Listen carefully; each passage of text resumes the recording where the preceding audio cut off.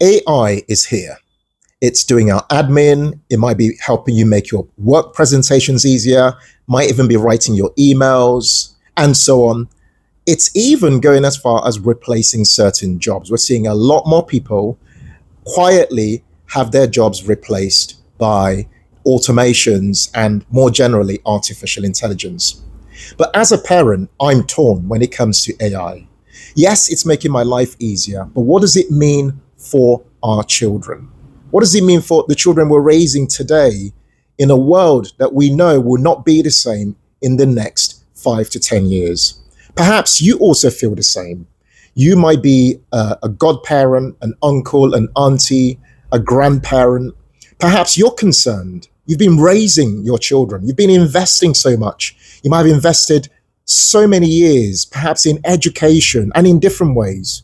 But your children will now be coming to a world that doesn't follow the old, playbook, as it were, of going to uni, getting all the grades, getting a job, and then working their way up the ladder. Today, I want to make this video exploring this idea around how do we help our children economically thrive in a world that's more AI dominated or more AI driven? How do we help our children prepare for that world such that when they get into that world, which is here right now, they can actually thrive rather than basically suffer over time? If this video today really resonates with you, I'd really appreciate it if you take a moment to just hit that like button. Every single like, everybody who hits that like button helps to encourage this video to be promoted more widely, because I think this message is very important. It will really help for more people to be able to watch today's video. I'd also really appreciate you taking a moment. It takes just a second to share this video with your family members, your siblings, put it on your WhatsApp groups, just to help us all begin to have this very important conversation. Now, I've written some notes on my phone, and that's just to help me be able to stay structured and deliver the points as clearly as I can. Now, it's taken me a while to really think about this subject. I'm on holiday with my wife, Mary, and our children. And this is something that I've had to go away to really think about, because I think this is such an important topic, and one that we shouldn't just almost glaze over, but we should really take some time out to ask ourselves, what does it mean for us more personally? So this time out has helped me be able to process my thoughts, and that's where I'm sharing from my notes on what we're doing as a family and what I hope you'll be able to pick up on and maybe do in your own lives as well. Today's video is going to split into a few parts. So part one, we're going to look at the inner conflict that we're having. I'm having an inner conflict. Are you having an inner conflict? We're going to talk about that. Part two, we'll look at 4 unspoken truths about the AI era. Part 3, I want to talk about 7 essential skills to raise AI resilient children. And in part 4, I want to discuss something I'm calling the Sunday mindset circle. So do please make sure you stick around until the end and watch out for all these different parts. Let's look at part 1 now, which is the inner conflict. And the inner conflict is this. We're caught in a paradox. And the paradox is that, we know AI is powerful, right? We're using it to make our lives easier and so on. But deep down, we also worry that it's closing doors for our kids, even before they've had the opportunity to knock on those doors. Okay. So the truth is that, you can't future-proof their world, but you can, if we start to do something today, future-proof them for the world that they are stepping into. Okay. And this begins by us starting to gradually rethink something I touched on earlier, which is the old rule book. The old rule book was that you went and got good grades. I got good grades, you got good grades, and we maybe then went to university. And as part of going to university, a lot of us took on and are still taking on lots of student loan debt, which is taking much longer to get written off. Now it's 40 years rather than 30 years and so on. Then we hope to get a job and work our way up. And then we hope to then climb up the ladder, that career ladder. But the truth is that ladder might not even be there at all when it comes to the next 5 years or the next 10 years. And I think this is a very difficult thing for people to accept because a lot of us have invested heavily, like I said earlier. We've put a lot into our children. And some of us are even going through that now. Like I'm raising with my wife, Mary, two boys who are aged 10 and 12. What should we be telling them? Is it still worth going to university after we've put a lot of investment into their education? A lot of households have invested a lot of their lives raising their children to then hope that they'd have a bright future by having a good career. But a lot of those careers no longer exist, and so on. Effectively, what I'm saying here is that in this part around this conflict I'm having inside, is that we need to start to think about a new strategy. And that strategy doesn't go along with the old playbook that we were used to of getting a job, going to uni, and so on. Yes, some people will still need to go to university, maybe people in the medical profession or in very specific careers that require a specific type of knowledge. But fewer and fewer people will find that they might need to go down that usual pathway, taking on a load of student loan debt, then hoping to get a job and have a career, and so on and so on. This will not happen overnight, of course, because I know this is a difficult reality for us to accept. But what I do think is that such decisions will need to be made on an individual basis. You will need to sit with your partner if you have one, or with your children if you have any, and really consider very strongly, are they the type of children that might want to go down the traditional pathway, knowing that it's a big risk, knowing that that ladder that you expect them to climb might not be there in the next 5 to 10 years. But guess what? The debt still remains a reality. And the future, they will have to keep paying off that debt as they earn income over time. Okay, so that's part one, this inner struggle. And I want to know from you in the comments if you are also having that inner struggle, if you're also navigating this topic by yourself. Oh, and by the way, I'm sitting outside, obviously, so apologies. I've tried my best with the microphone. Apologies if it's a bit windy out here, because there is some strong winds now and again. Okay, let me speak about part two then, which is 4 unspoken truths about the AI era, okay? The first truth I want to talk about is that AI isn't the enemy. Obedience is the enemy. Right? Let me explain what I mean here. You see, the school system trains us to be obedient. Okay. But if you've been using AI, one thing you will have realized already is that AI already excels at following instructions. You're putting all these prompts and AI does what you're telling it to do. So AI already excels a lot faster at being obedient. It follows the rules, and so on. So if AI is doing this a lot faster and doing it a lot smarter, then AI will do it better, will be better at obeying than our children will be over time. So instead of us training our children to follow the rules, the rules that we might have followed on our journey, instead of us doing that, we should be thinking in another way instead, because they're going to lose by doing that effectively, because obedience isn't the way that they're going to win the game in the future. Instead, we should be teaching them to ask questions, right? We want them to be curious children, ask questions. We want them to build, challenge. We want them to connect. These are the sorts of ideas we want to be instilling in our children now, rather than them only basically doing what the system has historically told them to do, which really, if you think about it, has really been mainly about just obeying, follow the rules, do things how things have always been done, and then hope for the best. The second truth I want to talk about is that economic viability comes from uniqueness, okay? Uniqueness. Now, one thing AI can't replace is your talent. It cannot replace that. But it can't also replace other aspects of who you are. For example, your soul. And I'll be coming to faith later on in today's video. But your soul cannot be replicated by AI. Your backstory cannot be replicated by AI. Your perspective, your culture, and your heritage cannot be replicated by AI. I actually see this as the moat that our children will have for the future, is them being able to lean into their stories, their perspectives, their culture, and so on. And that will help them, further sharpen their human-centered skills. The third truth I want to talk about is don't compete with AI, instead create with it. So we want to teach our children to think of AI as their co-pilot. You know, it's not something we should see as a threat, even though it can be viewed as a threat because it's replacing jobs and all those things. But if we really want them to develop a mindset where they thrive, we have to help them not see it as a threat and not see it as a toy. Okay, that's the other point. But instead, a tool that will help them to achieve things that they never imagined was possible, and also help them to achieve things they never imagined was possible a lot faster and a lot cheaper than they might have thought they could have done it, basically. Okay. The fourth truth I want to look at is the future will reward discernment and not just data. Okay.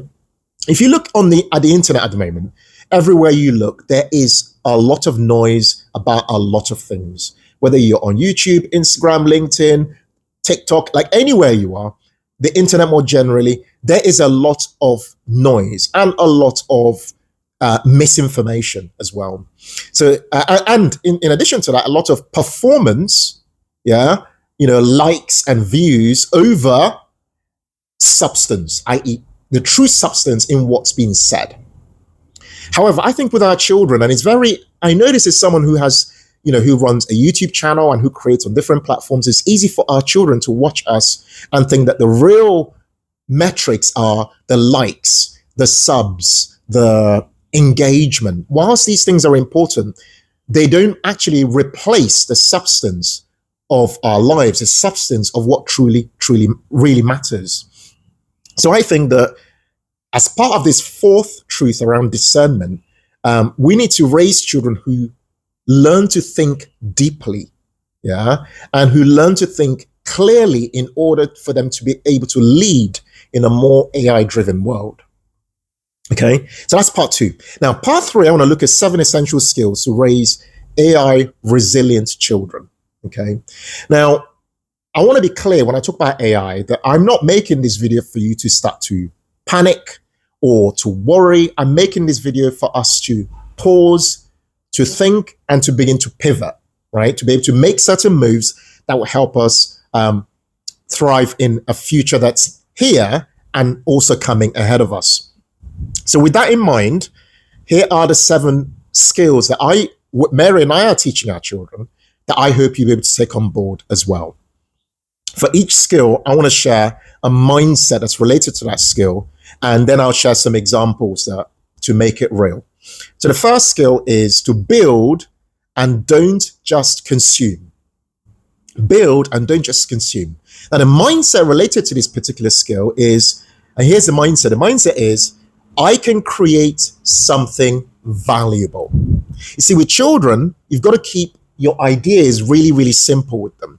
So when you're sharing this mindset, keep it really simple, which is, I can create something valuable, right? So let them do certain things, right?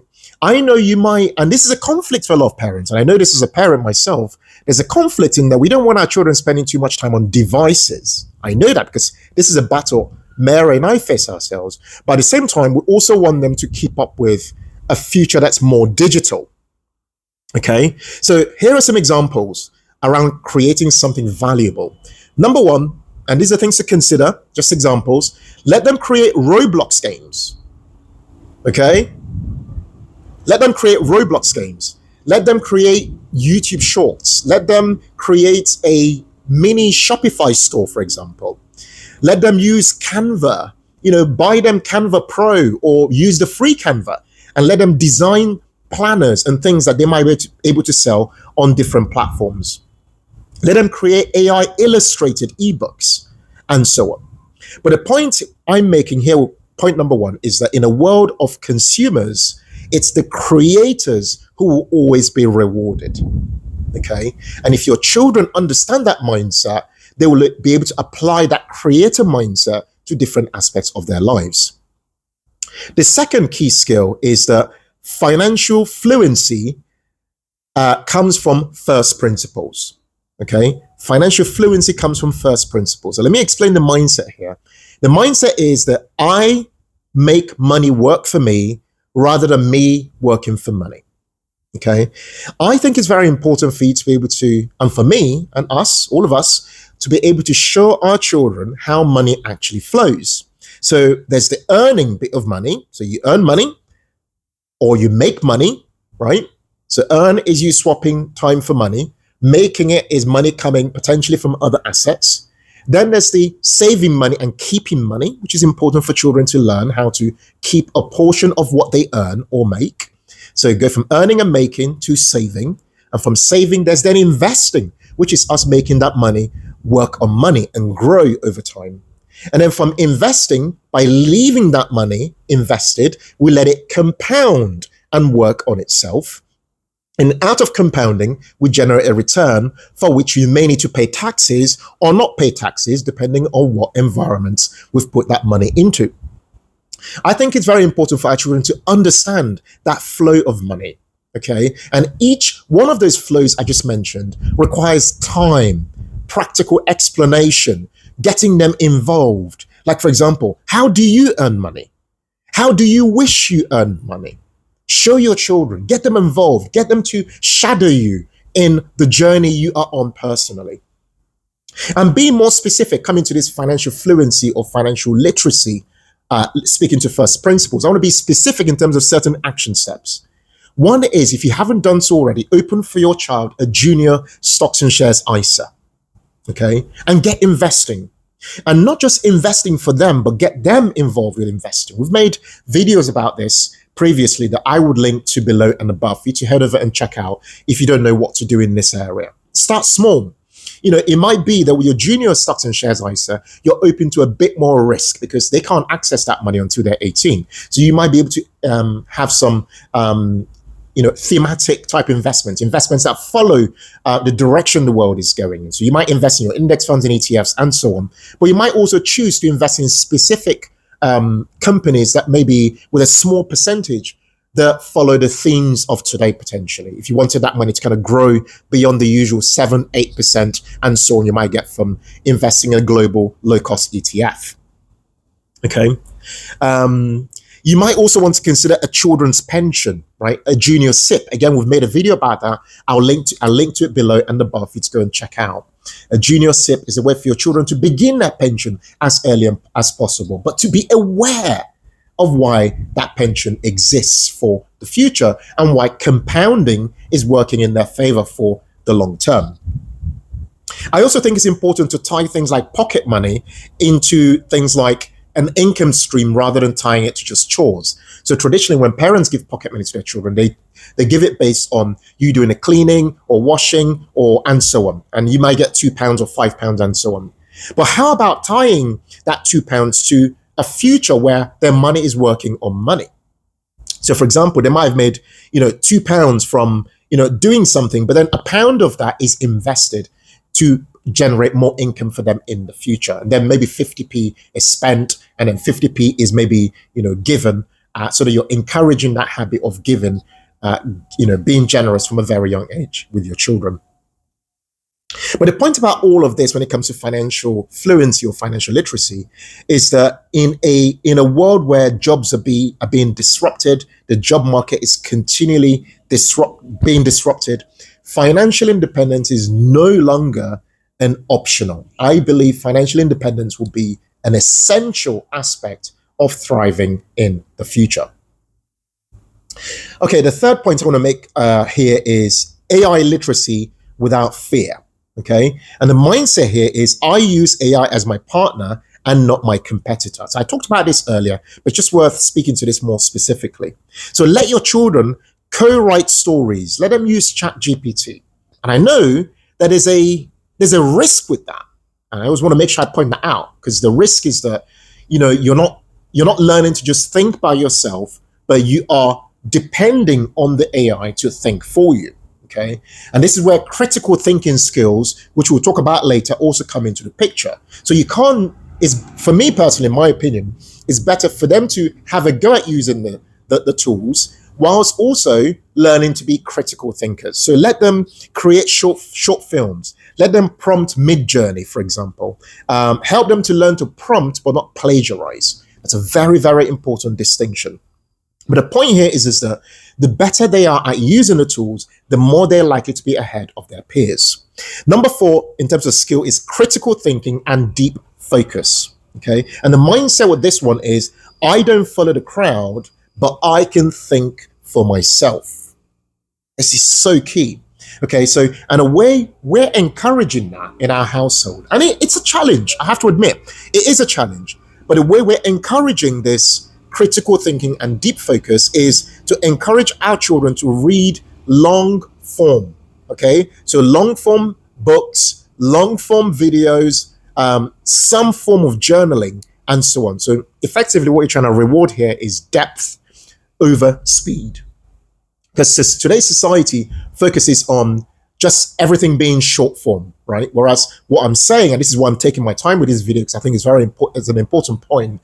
Whilst I'm trying to, hurry up, I'm also trying to make sure that the points land, is that rewarding depth is way more important than focusing on speed. In addition to helping to reward depth and critical thinking, I want you to consider discussing real world problems over dinner. Like, what's going on in the world? What's going on with the world economy, your own local economy? What's going on with that? What's going on with the environment? It's warmer than normal in certain parts of the world. You might be warmer than normal where you are. What might be some reasons why that might be happening? What's going on with geopolitics around the world? What's going on with various topics, basically? Talk about those topics, because it helps encourage this critical thinking without judgment, but using your own brain to come to your own perspectives on a particular matter. Okay. Skill number 5 is a skill of storytelling and communicating, as well as influence. This is one of my favorite ones, and the mindset here is, I can shape the world with my words. Okay. So let your children present on camera, a bit like I'm doing right now. I often encourage my children who are in the room right next to me to watch what we're doing. And they're watching. They're right there looking at what I'm doing right now. They're observing. They help to set up the camera to make sure the room, the scene, we removed a lot of the mess that was here before I started filming, and so on, right? Get them involved. Share ideas on slides. Help, get them involved in writing emails, writing captions, writing mini scripts. Like our son, before I came on this call, was actually doing some stuff related to creating a website, right? For example, and him and his friends were also about a week or 2 ago looking to build a game together. Encourage stuff like that. Okay, because the reason we're doing all these things is we know that AI can actually write stuff and create stuff, but it's us, the humans. This is where the storytelling comes in. It's us, the humans, who can move hearts. We can help each other connect to each other through our stories. We can help to influence how people think about things, how people share ideas, by using our human-focused skills. Skill number 5 is entrepreneurial thinking as a default. And the mindset here is that I can find and solve problems. And by doing that, I build value and I get rewarded. You see, the key points I made there around finding problems is actually key. A lot of people don't find problems or try to solve those problems. We're just very dormant about life. But if we can teach our children to find the problems and get involved in brainstorming how to solve those problems and connecting that with value creation, helping other people solve the problem, then we're able to then get rewarded, make money, and so on. So help your children shadow you with your side hustle, with your business, maybe even in your job, whilst you still have a job at the moment. Help them to shadow you. Let them pitch you one money-making idea, maybe once a year or maybe twice a year, and so on. Let them use tools like Gumroad, Notion, maybe Shopify, Stripe, and so on. To take that ideas from the ideation phase to potentially the marketplace. Let them experiment. Experimentation will be a key part of what it takes for our children to thrive in the future. The point with this point 6 is that the future belongs to those who create the jobs, not just those who get the jobs. You see, the latter is the old playbook, but the former is the playbook in an AI-driven world.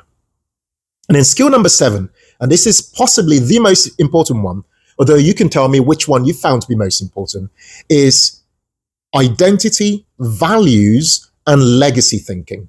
And the mindset, and this is so key, the mindset is, I know who I am and what I stand for.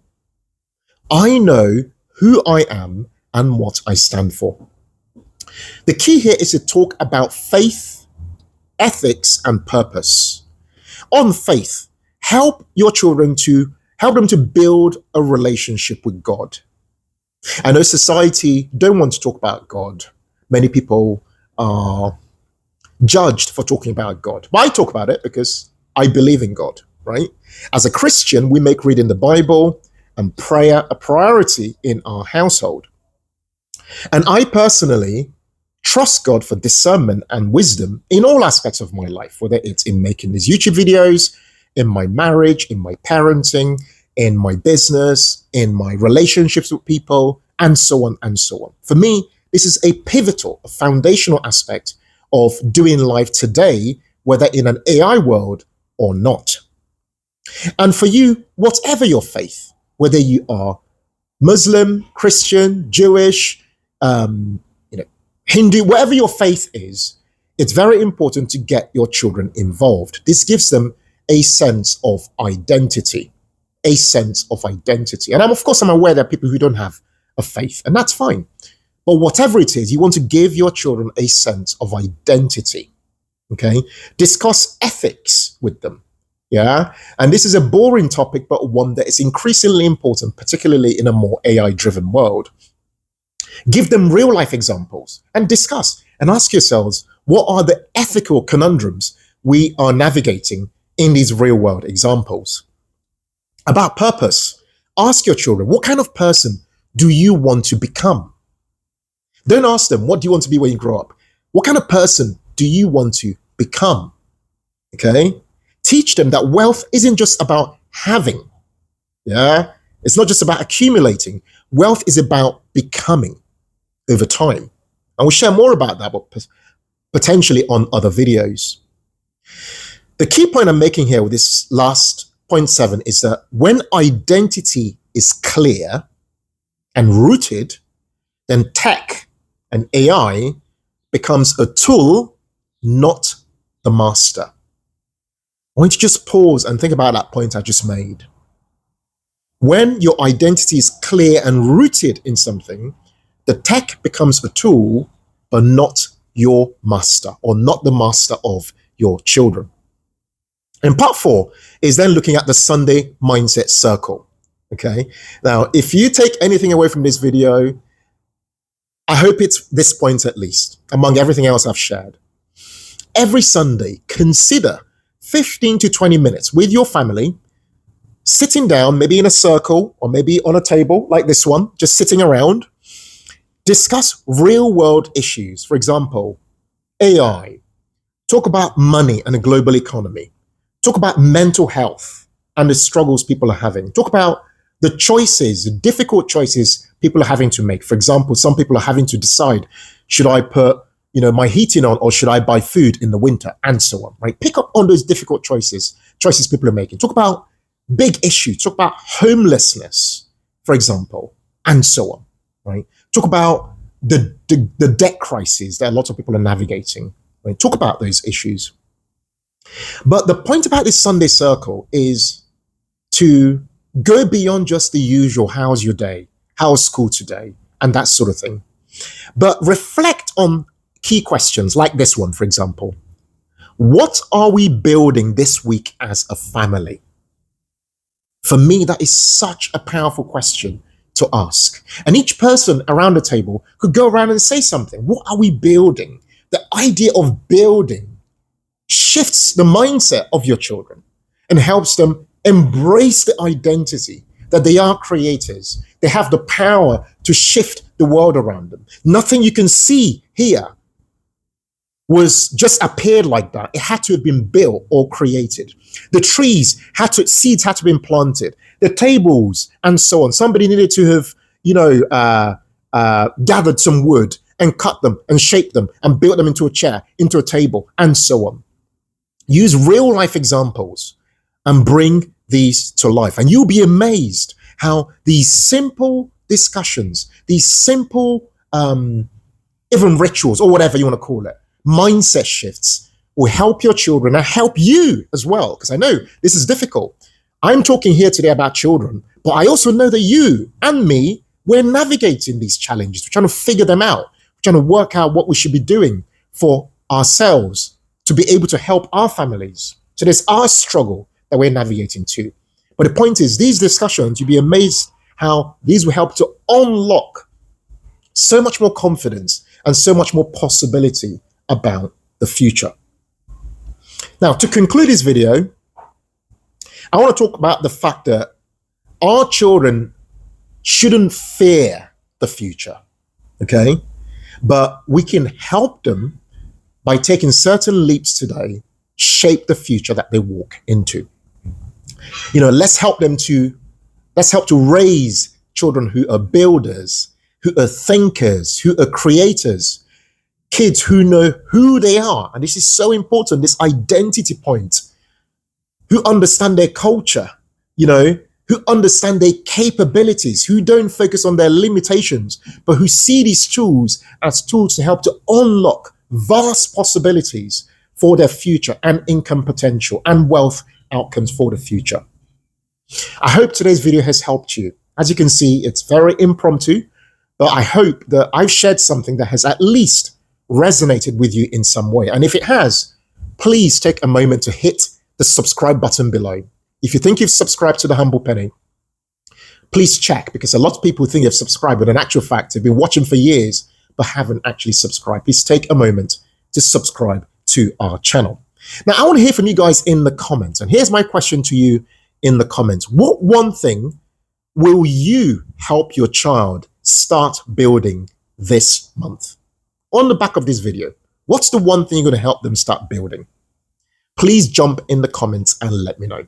And before you go off to watch another video, I'd highly recommend watching this next video here, where I talked about the idea that AI is here now. Here's how we can survive and thrive as adults in the next 5 years. Please head over and watch that video next. But other than that, thank you guys so much for watching today's video. And on behalf of Mary and I, and as always, in all things, be thankful and seek joy. Take care. Bye for now.